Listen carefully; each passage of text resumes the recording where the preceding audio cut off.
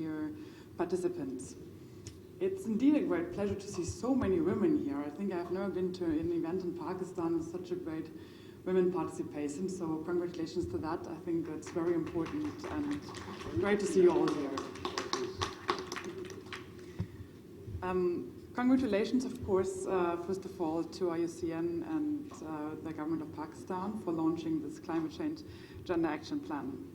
This has been a very inspiring morning already, and I know the list of speakers was very long, and it's still some on the list, so I promise I will be very brief. But it's indeed a great honor to speak here and stand between all these, as my colleague from the ambassador from the European Union, the representative, has called it the movers and shakers. So it's a great pleasure to be here and step in for my ambassador. I was very happy to learn that Pakistan is one of the first 23 countries who have launched a climate change gender action plan. Considering that Pakistan is a country where gender equality is still a constant challenge to day-to-day life, this is a very important step. More than that, I think all over the world, no matter how your country is ranked in the gender gap ranking, I think climate change is still primarily seen as a scientific, technical, or economic problem. We recognize the human consequences of climate change, but still, despite all the gender mainstreaming that we are all aware of that we need to do it, we still do not focus enough on the gender dimension of climate change development. I did a quick research also on the national German policy, and I found out that there is no government-owned process of such a gender action plan on climate change. So once again, congratulations to Pakistan for stepping forward here. Dear Dr. Dindo, I had the pleasure to meet you yesterday, and you told us about IUCN assessment, where IUCN can continue to bring added value among all the other environmental and climate organizations out there.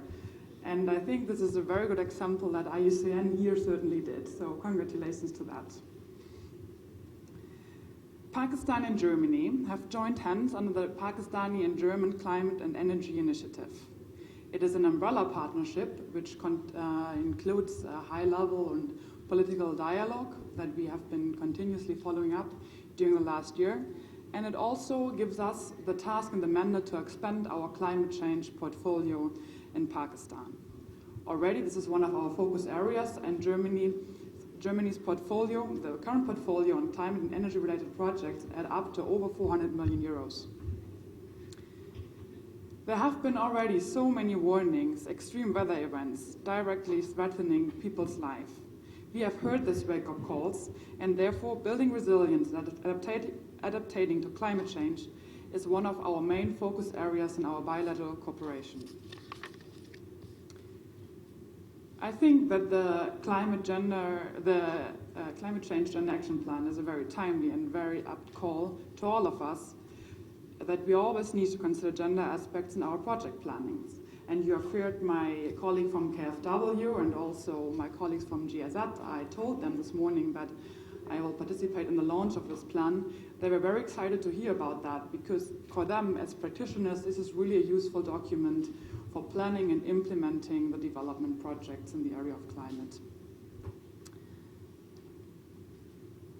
In this regard, I would like to highlight only one project of the German government that we are financing here, and it has been mentioned here already as well, which is our support to the Billion Tree Program, where at BMZ, my ministry, the Ministry for Economic Cooperation, finances the third-party monitoring implemented by FAO, IUCN, and WWF to make sure that the afforestation program here in Pakistan will continue in a sustainable manner.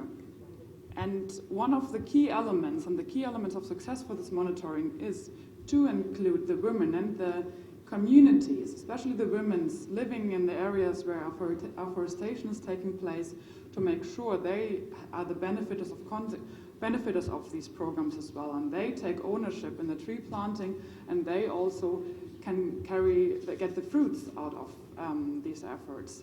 So I think this is a very good example where the gender aspects and the our efforts to improve biodiversity and climate mitigation in these countries are already very well combined, and IUCN, WWF, and FAO taking great leadership in that. So I'm looking forward to continue on this on this path, making sure, I quote once again, I think that was really nice, that we do not stop with the P, but we focus on the A.